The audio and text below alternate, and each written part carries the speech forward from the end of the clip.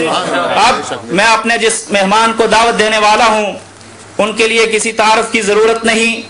ہمارے لیے انتہائی معزز و محترم اور ہمارے لیے انتہائی خوشبختی کی بات ہے کہ وہ آج ہمارے درمیان موجود ہیں اور انہوں نے ہماری اس دعوت کو قبول کیا.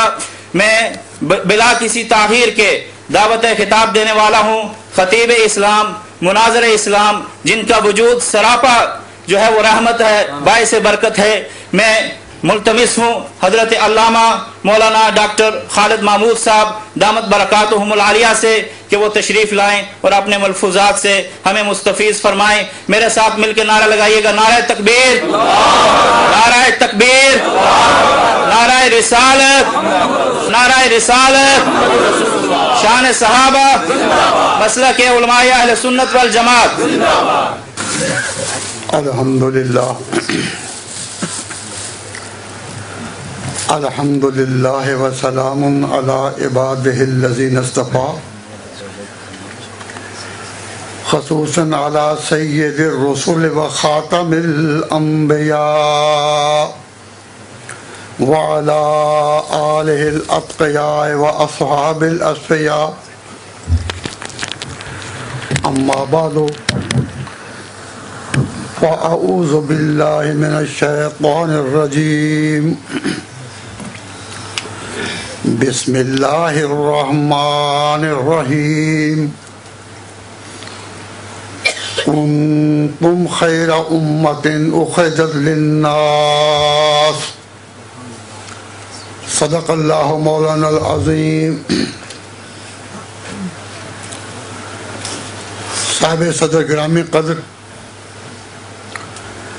واجب الاحترام علماء کرام، بزرگان قوم، سامعین عزیز، دوستوں اور طالب علموں، آج کی اس کانفرنس کا عنوان اتحاد امت کانفرنس ہے. اور اس وقت ہم اتحاد امت کا نعرہ کہاں لگا رہے ہیں؟ برطانیہ میں. اور برطانیہ ان ممالک میں سے ہے جو امریکہ اور دوسرے یورپین ممالک کے ساتھ اس وقت مغرب کی سربلندی اور مشرق کے مقابلے میں میدان عمل میں اترا ہوا ہے. یہ اللہ تعالیٰ کا فضل ہے، اللہ تعالیٰ کی کوئی حکمت ہے کہ اس نے اتنی بڑی تعداد میں کلمہ گویان اسلام اس ملک میں بھیج دیے. اور آج غیر مسلم طاقتیں اپنی پوری قوت کے ساتھ اسلامی نظریات کو مٹانے کے لیے اور انہیں دماغوں سے بلانے کے لیے سرگرم میں عمل ہے. تو ضرورت محسوس ہوئی کہ یہاں ایک اتحاد امت کانفرنس کی جائے کہ اس وقت مسلمانوں کے سامنے مسئلہ یہی ہے. تو میں اس وقت تفصیل سے تو بات نہیں کر سکتا، وقت مختصر ہے. اور ابھی مانچسٹر میں پروگرام ہے جس میں پہنچنا ہے جلدی. تو یہاں منتظمین نے اپنی مرضی سے یہ تاریخ مقرر کی اور مجھے تعمیل حکم یا تعمیل ارشاد سے کوئی چارہ نہ تھا تو میں آ گیا، ورنہ اپنی جگہ مصروف تھا. اس لیے بہت ہی مختصر آج یہ باتیں ہوں گی، پھر کبھی صحیح. میں آپ حضرات کو اس طرح توجہ دلاتا ہوں کہ صرف جوش سے نہیں، کچھ ہوش سے بھی کام لے. اس وقت مسلمانوں کا وجود اس مغرب کی زمین میں ایک عجیب قسمت سے کھیل رہا ہے، اور جتنی غیر مسلم قوتیں تھیں وہ ہمارے مقابلے میں میدان میں آ چکی ہیں. تو آپ حضرات کی خدمت میں یہ عرض ہے کہ اس وقت دین کی سب سے بڑی خدمت یہی ہے کہ اس ملک میں کسی طرح مسلمانوں کو جوڑو. اور مسلمانوں کو جوڑنے کا طریقہ کیا ہے؟ اختلافات کو دبانا نہیں. اختلافات کو جتنا دبائیں گے جسموں کے اندر زہر پھیلتا رہے گا، اور جب وہ زہر کی رگیں پھٹی تو بھائی بھائی کے ساتھ بھی نہیں رہے گا. اختلافات کو دبانے میں اتحاد نہیں، اختلافات کو پھیلانے میں، لوگوں کو سمجھانے میں اور دماغوں سے اپیل کرنے میں کہ خدا را انصاف کرو، غور کرو، سوچو. اس میں انشاءاللہ العزیز ہمیں کچھ وحدت کی کرن نظر آ رہی ہے. یہ ہومیوپیتھک والے کیا کہتے ہیں؟ کہتے ہیں علاج بالمثل. اور ایلوپیتھی والے کیا کہتے ہیں؟ علاج بالضد. تو مجھے اس وقت اس فن پر بات نہیں کرنی کہ علاج بالضد کیا ہے اور ہومیوپیتھک والوں کا علاج بالمثل کیا ہے. دو نظریے سامنے کہ اختلافات کو دبانے اور اندر ہی اندر چھپانے میں ہماری بہتری ہے، یا اختلافات کو سامنے لانے اور بتانے میں کہ اختلافات ہیں ہی نہیں. جب ہم اختلافات کو سامنے لائیں گے اور اپنے ساتھیوں کو بتائیں گے کہ اختلاف ہے ہی کوئی نہیں، یہ سب دشمنوں کی پیداوار ہے،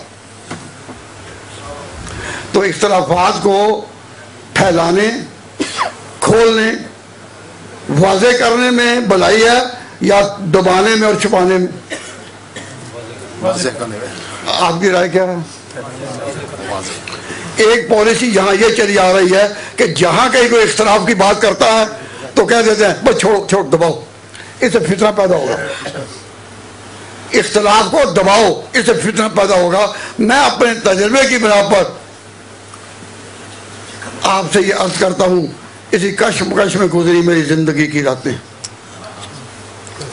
میں اب اس عمر تک پہنچا ہوں ایک تجربات کے سیاہ سمندروں سے گزر کر، اور ہر طرح کے میدان دیکھے ہیں. اس تجربے کی روشنی میں یہ کہتا ہوں کہ اختلافات کو سامنے لائیں گے، واضح کریں گے، امت کو اتحاد نصیب ہوگا، اور دبائیں گے تو زہر اندر ہی اندر دبا رہے گا. اب یہ آپ حضرات کا کام ہے کہ اپنے آپ کو جوش میں رکھتے ہیں یا ہوش میں. ہوش مندی کا تقاضا ہے کہ جو بات ہے وہ کھول دی جائے اور بات کچھ بھی نہ نکلے گی. ایک چھوٹی سی مثال مجھے یاد آئی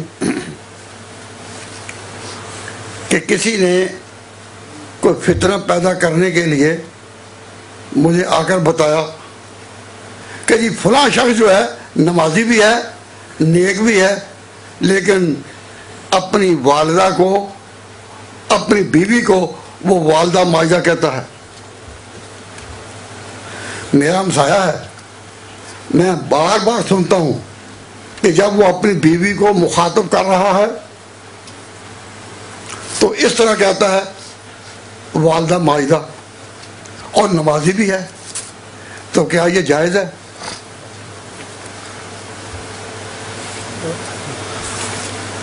اور اتنے جوش میں اس نے بات کہی کہ وہ چاہتا تھا کہ اسی وقت میں کوئی فتویٰ صادر کروں.